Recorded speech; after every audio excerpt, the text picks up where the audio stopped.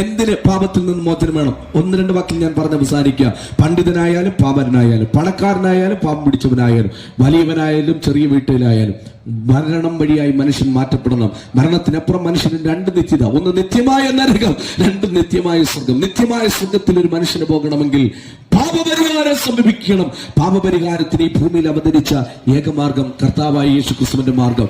എന്റെ ബഹുമാനരായ കുഞ്ഞനീതിമാർ, എന്റെ കുഞ്ഞനുജന്മാർ, പ്രിയ ബഹുമാനരായ ദൈവദാസന്മാർ, ഞങ്ങൾ എല്ലാവരും കൂടെ കരങ്ങൾ ഉയർത്തി ഒരു വാക്യം ഞങ്ങൾ ഉറക്കെ പ്രഖ്യാപിക്കുകയാണ്.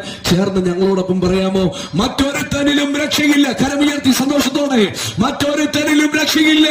നാം രക്ഷിക്കപ്പെടുവാൻ ആകാശത്തിന്റെ കീഴെ ഭൂമിയുടെ മീതെ നൽകപ്പെട്ട യേശു എന്ന നാമമല്ലാതെ മറ്റൊരു നാമം ഇല്ലവേ ഇല്ല. ബഹുമാന്യരായ ശ്രോതാക്കളെ, ഈ ദുരന്ത കയത്തിൽ നിന്ന് മോചിതരാകുവാൻ എല്ലാവരെയും ഹൃദയപൂർവ്വം